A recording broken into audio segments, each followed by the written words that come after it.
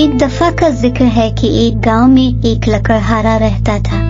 वो बहुत मेहनती और रहम दिल था। एक दिन वो हस्म मामूल अपने काम पर जा रहा था कि रास्ते में उसने देखा कि एक उकाब जाल में फंसा हुआ है और खुद को आजाद कराने के लिए अपने परों को फड़फड़ा रहा है। लकड़हारे को उकाब पर तरस आया। इसने जाल को काटा और उसे आजाद कर दिया।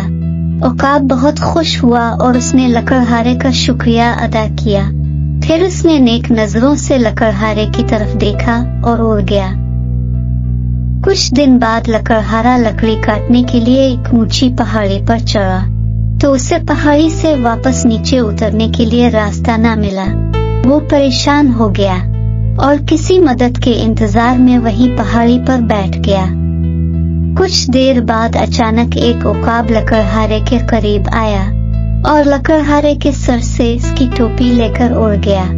लकड़हारा उकाब की इस हरकत पर गुस्से में आ गया और उसने उकाब का पीछा करना शुरू कर दिया।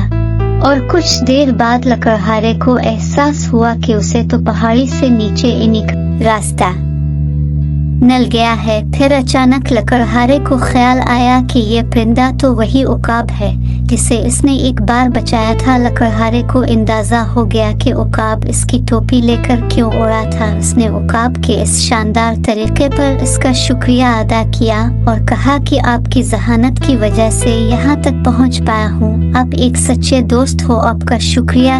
इस कहानी से ये सबक हासिल हुआ कि अच्छाई का बदला अच्छा ही होता है, लिहाजा बेलौस होकर दूसरों के का आना चाहिए।